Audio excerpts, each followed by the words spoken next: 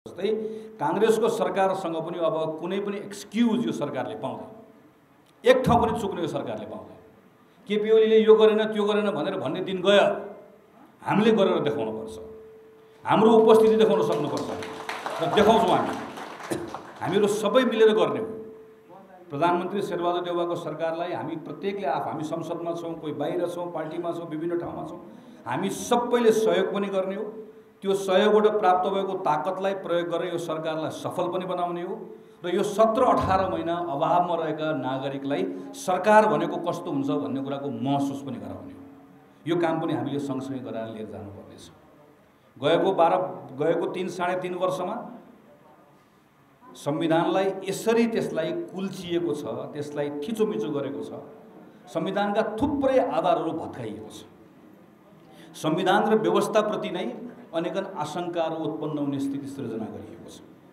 यो 17-18 महिनाको समयमा एकातिर हामीले जनताको जीवनलाई सहज बनाउने काम गर्नुपर्ने छ भने अर्कोतिर संविधान, यो संवैधानिक व्यवस्था, संघीय लोकतान्त्रिक गणतन्त्र, हाम्रो संविधानले गरेका अनेकन व्यवस्थाहरूमाथि जसरी आघात पुर्याउने कामहरू भएको छ, त्यो सबै कुरालाई फेरि थिति बसाल्ने काम पनि हामीले गर्नुपर्नेछ। चाहे त्यो संघीयतालाई मजबुत बनाउने कुरा होला, चाहे त्यो समावेशितालाई मजबुत बनाउने कुरा होला, चाहे विधिको शासनलाई मजबुत बनाउने कुरा होला, यो सबै कुरामा पनि यो सरकारले अबको 17-18 महिना थिति बसाल्ने काम पनि हामीले गर्नुपर्नेछ। यो काममा पनि सिङ्गो पार्टी पङ्क्तिको सहयोग चाहिएको छ। यो सँगसँगै हामीले अर्को महत्त्वपूर्ण काम भनेको हाम्रो पार्टी अधिवेशनको काम सम्पन्न गर्नुपर्नेछ। अघि दाइहरूले चर्चा गरिसक्नुभयो, अधिवेशनका बारेमा केही आशंकाहरू छन्। अहिले हामी बोल्दै गर्दा म हेर्दै थिएँ, भर्खर पार्टीको नेताहरू बैठक बसिराख्नु भएको छ। सर यसो हेरौँ त, पार्टीको अधिवेशनको बारेमा धर्मशालामा केही साथीहरू बसेर क्रियाशील सदस्यको छानबिन गरिराख्नु भएको छ। उहाँहरूले छानबिन गरेर बनाएको प्रतिवेदन अहिले प्रधानमन्त्री, पार्टी सभापति लगायतको पदाधिकारीहरू बसेर त्यसमा छलफल गर्दै हुनुहुन्छ। यो सबै अवैधानिक। हाम्रो पार्टीको विधानले, रमेश लेखकले नेतृत्व गर्नुभएको समिति चिन्दै हाम्रो पार्टीको विधानले यो पदाधिकारी, पूर्व पदाधिकारी भन्नेको समूहलाई चिन्दै हाम्रो पार्टीको विधानले अधिवेशनको वर्ष क्रियाशील सदस्यको काम गर्ने कुरा चिन्दै हामी सबै गरिरहेका छौँ। तर यो पटक मात्र होइन, अघिल्लो पटक पनि यही गरेको। फेरि यो पटक गरेको, अघिल्लो पटक ठिक थियो होइन। अघिल्लो पटकको महाधिवेशनको बेला पनि ठ्याक्कै यस्तै गरेको। नरहरि आचार्यको संयोजकत्वमा समिति बनाएको, त्यसलाई चिन्दै थियो हामी। अन्तिम वर्ष गरेको, त्यसलाई चिन्दै थियो हामी। यो कस्तो पार्टी बनाएको हामीले? जुन पार्टीमा हामीले एउटा विधान बनाएका छौँ, त्यो विधानमा भएको कुरा हामी केही पनि गर्दैनौँ, विधानमा नभएको कुरा हामी सबै गर्छौँ। र यो दोष म पनि त्यसको एउटा दोषी हो। म आफै त्यो केन्द्र समितिमा बसेर काम गरेर आएको। त्यसलाई सच्याउने कुरामा हामी कति लड्यौँ, हाम्रो लडाइँको परिणाम आउँदै क्रममा त्यो लडाइँको आफैमा महत्त्व भएको भएन, त्यो छुट्टै विषय हो। त्यसको मूल्याङ्कन पार्टीको साथीहरूले आफ्नो ठाउँमा गर्नुहुन्छ। तर परिणाममा के भयो? परिणाममा हामीले हाम्रो पार्टीलाई विधिसम्मत चलाउन सकेका छैनौँ। विधिसम्मत अहिले यस्तो पनि हुन्छ, पार्टी कार्यालयमा दर्जनौँ साथीहरू अनसन बस्नुभएको, जोसुकै होस्, जुनसुकै पक्षको बसेको होस्, त्यहाँ बसेको मान्छे त काङ्ग्रेस बसेको, के भनेर बसेको? पार्टीको सदस्यताको बारेमा बसेको। अघि हामीले देशमा थिति बसाल्नुपर्छ भनिरहँदै गर्दा हामीले हाम्रो पार्टीभित्र थिति बसाल्न सकिरहेका छैनौँ। त्यसैले यो अधिवेशन पछाडिको मलाई सोध्नुहुन्छ भने अधिवेशन पछाडि काङ्ग्रेसमा के गर्ने भन्दा मेरो त जम्मा एउटा कुरा छ। काङ्ग्रेसलाई एउटा मन्त्र बनाउनुपर्छ। देश संविधानको शासन, संविधानको विधिको आधारमा देशमा संविधानको शासन चाहिन्छ, संविधानको सर्वोच्चता चाहिन्छ, विधिको शासन चाहिन्छ भन्ने काङ्ग्रेसले सङ्कल्प गर्नुपर्छ। काङ्ग्रेसभित्र पनि विधानको शासन चाहिन्छ। काङ्ग्रेसभित्र सबै कुरा विधानले जे भन्छ त्यसको अनुसार गर्छौँ भन्ने कुरालाई मन्त्र जस्तो बनाएर काम गऱ्यौँ, लगातार काम गऱ्यौँ, त्यो कर्मबन्ध तलमाथि गरेनौँ भने अर्को धेरै काङ्ग्रेसभित्रका थुप्रै समस्याहरूको हल त्यहीँबाट निस्कन्छ। तर मलाई यो पनि थाहा छ, फेरि अधिवेशन सकिसके पछाडि विधानमा के लेखेको हुन्छ? यति महिनाभित्र तिमीले मनोनयन गर्नुपर्ने छ। विधानमा के लेखेको हुन्छ? यति महिनाभित्रमा तिमीले समिति बनाऊ। विधानमा के लेखेको हुन्छ? महिनामा एकपटक बैठक बस्नुपर्छ। विधानमा के लेखेको हुन्छ? तिमीले कार्य सम्पादनको बैठक बस्नुपर्ने छ। यो अधिवेशन सकिएको भोलिपल्टबाट हामी त्यो के पनि गर्दैनौँ। फेरि अर्को 3-4 वर्ष केही पनि गर्दैनौँ। फेरि 3-4 वर्षपछि अधिवेशनको वर्षमा यसै गरिकन जुलुस जान्छौँ, धर्ना जान्छौँ, भएन भनेर भन्छौँ। अनि काङ्ग्रेसभन्दा बाहिरको अर्को एउटा मान्छेले जसले आफ्नो घर सम्हाल्न सक्दैन, देश सम्हाल्ने ठुलो कुरा गर्छौ भनेर भन्यो भने सिट निभाउनु पर्ने हाम्रो अवस्था छ। यसबाट बाहिर निकाल। हामी सबैको प्रयासबाट यो यसबाट बाहिर निकाल्नु, यो त्यो नभनिकन काङ्ग्रेसलाई विधिको शासन विधानमा जे लेखेको छ, चाहे त्यो कहिलेकाहीँ झन्झटिलो होला। संसदको बैठकमा हेर्नुहोस् त, अहिले एकछिन 1 बजे संसद छ, आज संसदमा फलानले ढ्यापढ्याप गरेर बोल्ने भनेर भन्यो भने पहिला हामी सभामुखको कोठामा बस्छौँ, 1 घन्टा गन्थन मन्थन गर्छौँ, अनि संसदको बैठकमा आउँछौँ। आइसकेपछि हामी जराकजुरुक उठ्छौँ, सभामुखले पनि यसो नदेखा जस्तो गर्नुहुन्छ, किन उठेको मान्यज्यू भन्नुहुन्छ, अनि हामी पनि उठिराख्छौँ। तपाईँहरूमध्ये कोही बोल्ने हो भनेर सोध्नुहुन्छ, ए फलानो भनेर माथिबाट हेऱ्यो, सबै मिलाएको हुन्छ हामीले पहिला फलानो भन्छौँ। किन त्यसो गरेको, किन त्यसो गरेर भने त्यहाँ थिति बस्दै नभए ऊ पनि उठ्यो, उसले पनि बोल्छु भन्यो भने त्यो संसद प्रत्येक दिन त्यो माछा बजार जस्तो हुन्छ। हामीले त्यसलाई मिलाएका हुन्छौँ।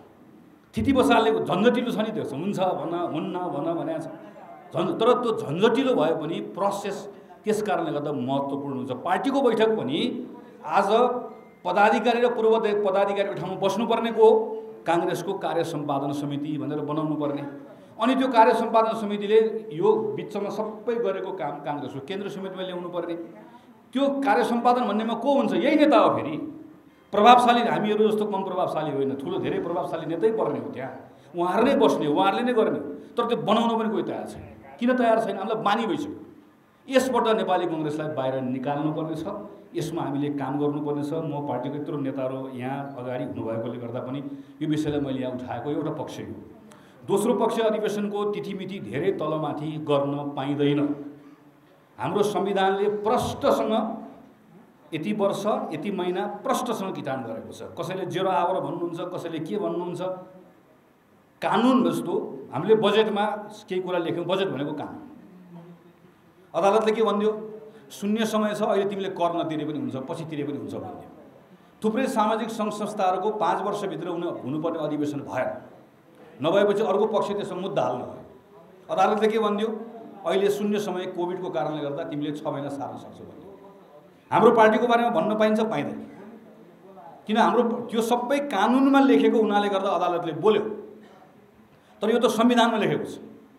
संविधानमा प्रष्टसँग हामीले 5 वर्ष पछाडि 6 महिना थप्न पाइन्छ भनेर लेखेर ल्याएकोले संविधानमा लेखिएको विषय अदालतले वा कसैले बोलेर पनि त्यसलाई काट्न पाउँदैन, सक्दैन। हामीले कानुन बनाएका छौँ, एउटा गलत कानुनमा गल्ती गरेका रहेछौँ। के गल्ती गरेका रहेछौँ भने कि 5.5 वर्षमा पनि पार्टीको अधिवेशन सम्पन्न भएन भने अर्को 6 महिना थप्न पाइनेछ, 1 रुपियाँ जरिवाना गरेर वा 2 रुपियाँ जरिवाना गरेर भनेर कानुनमा लेखेका रहेछौँ। तर कसैले गरेर मुद्दा हाल्दियो भने त्यो कानुन खारेज हुन्छ, किनकि संविधानमा लेखेको भन्दा बाहेक गएर कानुन हामीले नजानेर नबुझेर वा वास्ता नगरेर बनाइएको रहेछ। हाम्रो अवस्था यस्तो छ। कसरी गर्नुहुन्छ मलाई थाहा छैन, किनकि मैले पनि तपाईँले जस्तो सबै कुरा आजको दिनमा पत्रिकै पढेर थाहा पाउने। काङ्ग्रेसको केन्द्र समितिको बैठक नबसेको महिनौ भयो, प्रभावशाली नेताहरू प्रत्येक दिन बस्नुभएको छ। अब उहाँहरूको प्रभाव हामीले हेर्नुपर्नेछ। अरू बेला प्रभावशाली भन्ने भने ढचमस्स गरेर बसिहाल्ने, जिम्मा लिने बेला भाग्ने। यो जिम्मा पार्टी सभापतिले पनि लिनुपर्छ, वरिष्ठ नेताले पनि लिनुपर्छ, महामन्त्रीले लिनुपर्छ। सबै नेताहरू जसले यत्रो दिनदेखि जिम्मा लिनुभएको छ, छानबिन समिति बनाउनु भएको छ, समायोजन समिति बनाउनु भएको छ, यसको अर्थ जिम्माबाट भाग्न खोजेको होइन। पार्टीको सबलाई हामीलाई लगाउने काम सबै गर्ने। यसको अर्थ कसैलाई दोष लगाउन खोजेको पनि होइन। खालि यति मात्र भन्न खोजेको हो कि कसैले पनि यसबाट भाग्न पाउँदैन, कोही पनि पानीमाथि ओभानो बन्न पाउँदैन। हाम्रो पार्टी एउटा खालको ठुलो वैधानिक सङ्कटमा पर्दैछ। काङ्ग्रेसले भोलि गएर कि हामीले अहिले कोहीले भन्नुहुन्छ अदालतले यो कुरा बोल्दैन। अदालत त्यसो त म उहाँलाई प्रश्न गर्छु, अदालतले बोल्दैन भनेर कसैले भन्नुभयो भने न्यायाधीशसँग कुरा गरेको? हिजो केपी ओलीले अदालतको बारेमा बोल्दै गर्दा सेटिङ भनेको नि हामीले। अहिले कसैले जिम्मा दिन सक्छ? आज नेपाल कम्युनिस्ट पार्टी एमालेका मानिसहरू अदालत धाकादायी छन्। माओवादीको त्यो माओवादी पनि होइन, एमाले पनि होइन भन्ने सांसद अदालत धाकोदायी छ। जनता समाजवादी पार्टी अदालत धाकोदायी छ। काङ्ग्रेस अदालत धाउँछ? धाउँदैन काङ्ग्रेस अदालत। काङ्ग्रेसले आफ्नो अधिवेशन सम्पन्न गर्छ। त्यो अदालत भोलि गएर एउटा कसैले मुद्दा मात्र हाल्यो, जितौँला मुद्दा, अनि हामी पनि झोला बोकेर अदालत धाएर बस्ने हो। हाम्रो पार्टीको वैधानिकता जोगाउने कुराको सन्दर्भ सङ्कट छ, अप्ठ्यारो छ। यस्तै बेलामा नेतृत्वले समस्याको समाधान दिने भनेको सङ्कटको बेलामा हामीले कुनै न कुनै उपाय खोजेर हाम्रो अधिवेशनको काम सम्पन्न गर्नुपर्नेछ। यो अधिवेशनबाट हामी नयाँ नेतृत्व लिएर आउँछौँ। म आज थुप्रै नेताहरूले चर्चा गर्नुभएको छ। मेरो रामे साहबको सबै मञ्चमा बस्नुभएको, तल बस्नुभएको मेरो अग्रजहरूलाई विनीत भएर म एउटा कुराको आग्रह गर्न चाहन्छु। हामी अधिवेशन सम्पन्न गरेको केही समय पछाडि 3टा निर्वाचनमा लगातार जाँदैछौँ। स्थानीय निर्वाचन, प्रदेशको निर्वाचन आम निर्वाचन। म जस्तो काङ्ग्रेसको माथि बस्ने मान्छेलाई यतिखेर रामेछाप भनेको तपाईँले मलाई सोध्नुभयो भने मेरो लागि रामेछाप भनेको 25 भनेको 25 भोट महाधिवेशन प्रतिनिधि। त्योभन्दा दायाँ बायाँ धेरै काठमाडौँ बस्ने नेतालाई यतिखेर के हुन्छ भने सभापति लड्छु, महामन्त्री लड्छु, केन्द्रीय सदस्य लड्छु भनेको मान्छेले यसो हेर्छ, यसले मलाई हाल्छ कि नहाल्छ, यसले मैले गर्ने भनेको 25। तर रामेछापमा काम गरेको नेताहरूको लागि चाहिँ 25 हो त। रामेछापमा काम गरेको नेताहरूको लागि तपाईँहरूको 8वटा पालिका होइन त, जम्मा एउटा पालिका जितेको होइन, सङ्घ हारेको होइन, 2टा प्रदेश हारेको होइन, एमाले र माओवादी 2टा हुँदै गर्दा पनि सबै स्थानीय चुनाव हारेको होइन। अनि यसपालि एमाले र माओवादी मिल्दैन भन्ने कुराको फेरि अब आउने आम चुनावमा मिल्दैन भन्ने कुराको ग्यारेन्टी कसैले गर्न सक्नुहुन्छ? अस्ति हामीसँग सरकारमा थियो होइन माओवादी, हामीसँग सरकारमा भएकोमा खुसुक्क गरेर मिलेर एउटै कम्युनिस्ट पार्टी बनेर चुनाव लडेको होइन। फेरि रामेछापमा एउटै कम्युनिस्टसँग चुनाव लड्नु पर्दैन भनेर कसैले ग्यारेन्टी लिन सक्छ? अहिले काङ्ग्रेसले आफ्नो ताकतमा सङ्घको चुनाव लड्ने, प्रदेशको चुनाव लड्ने, 8वटा पालिकाको चुनाव लड्ने हैसियत बनाएर राख्न सक्नुपर्छ।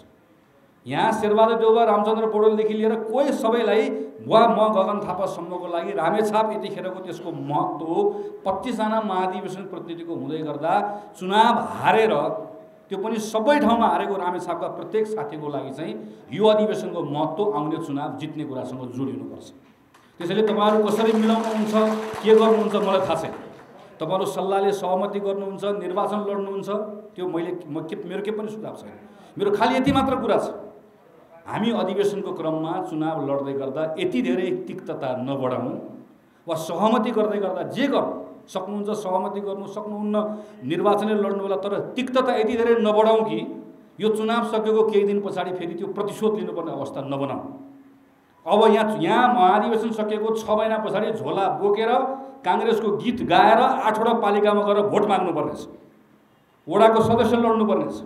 आज यो विचित्र छ नि त। अब एउटा यो पार्टीभित्र, आफ्नै पार्टीभित्र म चुनाव जित्नु भनेको त मैले अर्को म जित्नु भनेको कोही हार्ने मान्छे को हो? हार्ने मान्छे मेरै साथी त हो नि, हार्ने मान्छे मेरै साथी हो। मैले मेरो आफ्नै निर्वाचन क्षेत्रमा अनुभव गरेर आएको छु। म चुनाव लड्ने मान्छे, मैले अघिल्लो पटक मेरो निर्वाचन क्षेत्रमा चाहिनेभन्दा बढी रुचि राखेँ, चाहिनेभन्दा बढी अलिकति मैले आफ्नो नियन्त्रण राख्न खोजेँ। त्यसको सबभन्दा ठुलो क्षति मैले बेहोरेँ, स्थानीय चुनावमा बेहोरेँ। आम चुनाव बल्ल म त्यसबाट सिकेर आएको छु। अझ खास गरिकन भोलि पालिकाको चुनाव लड्छु, सङ्घको चुनाव लड्छु, प्रदेशको चुनाव लड्छु, आम चुनाव लड्छु भन्ने मनमा राख्नुभएको साथीहरूले त अझै बढी उदार भएर अझै बढी मिलाउने कोसिस हामीले गर्नुपर्छ। पार्टीको लिडरसिपमा भएको साथीले पनि अझै बढी उदार भएर, किनकि पार्टीको नेतृत्व भएको साथीको जिम्मेवारी, पार्टीको नेतृत्व भएको साथीको कर्तव्य पनि, मूल्याङ्कन पनि त्यहीँभित्र हुने। यो सन्दर्भमा चाहिँ म पार्टीका रामचन्द्र दाई, आङटावा दाई, यहाँ लक्ष्मी दाई, यहाँ तल थुप्रै अरू अग्रज दाईहरू यहाँभित्र हुनुहुन्छ, सबैलाई मेरो पार्टीका तमाम बिरुवा दाई, कान्छा दाई, यहाँ थुप्रै अरू साथीहरू पछाडिसम्म कृष्ण दाई थुप्रै देखेको छु मैले। आज प्रायः सबै महत्त्वपूर्ण नेताहरू साथीहरू यहाँ हुनुहुन्छ। मेरो सबैले एकमुष्ट आग्रह छ, रामेछाप नराम्रोसँग हामी हारेका छौँ। रामेछाप जस्तो जिल्लामा, रामेछाप जिल्ला र हाम्रो यो अहिले काठमाडौँको म जस्तो हामीले कतिपय ठाउँहरूमा त त्यो ठाउँको अहिलेको हाम्रो भूगोल 2टा निर्वाचन क्षेत्र हुँदै गर्दा रामेछापको आफ्नो सजिलो थियो। एक भइसकेपछिको हाम्रो आफ्नो अप्ठ्यारो छ। अरू जिल्लासँग तुलना गर्न हुँदैन, रामेछापले तुलना गर्न हुँदैन, दोलखाले तुलना गर्न हुँदैन, ओखलढुङ्गा त्यस्तै गाह्रो भएको छ, भोजपुर त्यस्तै गाह्रो छ, कि पहाडी जिल्ला हामीलाई एकदमै गाह्रो छ। यस्तो यो जिल्लाको साथीहरूले एकदम धेरै ध्यान पुर्याउनु पर्ने छ कि यो अधिवेशनले हाम्रो ताकत बढाओस्, अधिवेशनले हाम्रो ताकतलाई घटाउने काम नगरोस्। अघिल्लो पटक चुनाव लडेर आउनुभएको, यहाँ पछाडि जित देखिरहेको छु, साथीहरू तपाईँहरूले महसुस गर्नुभएको छ निर्वाचन आफै हामी लडेर आएका छौँ, भोगेर आएका छौँ, कति अप्ठ्यारो हुन्छ भन्ने कुराको सन्दर्भमा। त्यसैले मेरो यहाँहरू सबैसँग फेरि एकपटक अन्तिममा आग्रह छ। नयाँ साथीहरू आउनुभएको छ, मैले नै अस्ति पार्टी कार्यालयमा गएर त्यत्रो साथीहरू टिका लगाएर आएको, त्यत्रो साथीहरू आउनुभएको छ। ती अघि चर्चा ती कोही साथी, आज हाम्रो अध्यक्ष यहाँ हुनुहुन्छ, नयाँ आउनुभएको साथीहरू हुनुहुन्छ, जिम्मा दिनुहोस् नयाँ साथीहरूलाई पनि, निराश कसैलाई नबनाऊ, एक ठाउँ राखेर काम गरौँ। म यही तपाईँहरू सबैलाई आग्रह गर्दै र अधिवेशनको सन्दर्भमा 1-2 दिनभित्रमा नयाँ तिथिमिति आउँछ। मैले थाहा पाएसम्म भदौको 10-12 गतेबाट वडाको अधिवेशन सुरु हुने गरिकन तिथिमिति आउँछ। त्यसैले अधिवेशन धेरै पर जाँदैन, लान पनि सकिन्न। त्यो हिसाबले म धारणा बनाएर आफ्नो कामहरू अगाडि बढाउनलाई यति नै अनुरोध गर्दै मेरो कुरा टुङ्ग्याउँछु। मलाई मौका दिनुभयो अध्यक्ष लगायत साथीहरूलाई धेरै धन्यवाद।